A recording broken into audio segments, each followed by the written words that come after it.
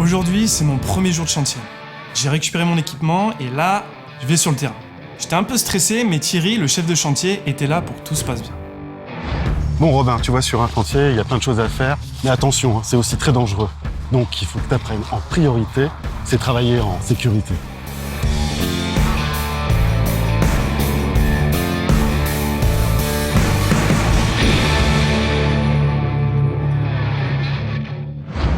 Il y a 5 règles de vie, 5 règles à connaître par cœur.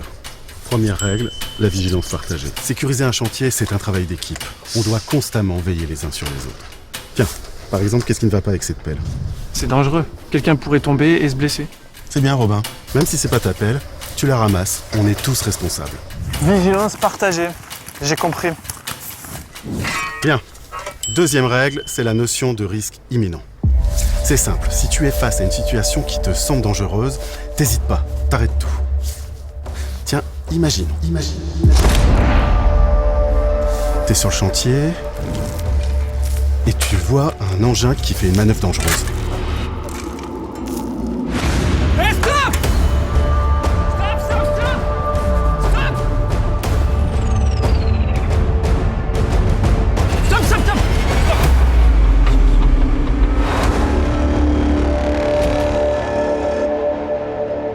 Voilà, c'est bien ce que t'as fait. T'as évité une situation bien plus grave. En cas de risque imminent, tu dois tout de suite intervenir. Et tu alertes ensuite ton responsable. Tu ne dois jamais hésiter. Il faut toujours comprendre comment c'est arrivé et comment on évite que cela se reproduise. Tiens, on va revoir la scène.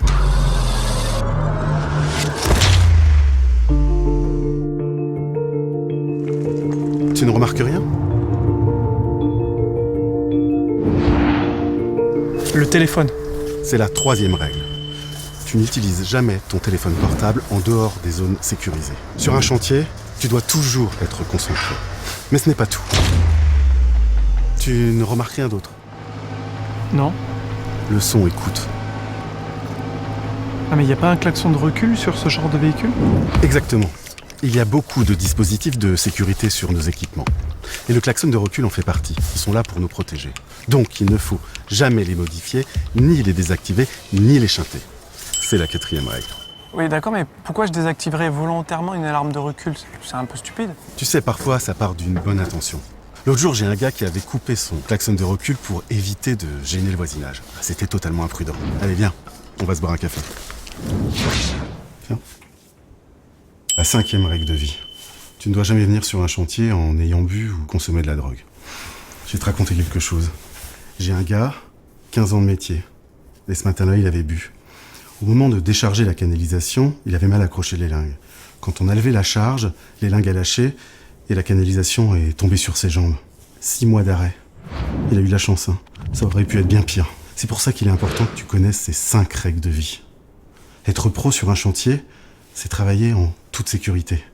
Ce qui compte le plus, c'est nos vies. Si t'as compris ça, t'as tout compris. Okay. Allez, on continue. Ok, résumons. Il existe 5 règles de vie. La première, la vigilance partagée. Je dois veiller en permanence à ma sécurité et à celle des autres. La seconde, c'est les risques imminents. Je dois interrompre ou faire cesser toute activité en cas de risque imminent. La troisième, c'est les dispositifs de sécurité que je ne dois pas désactiver ou modifier ni chanter.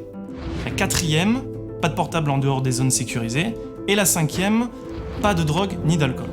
Ok, ouais, bon mais ça devrait le faire.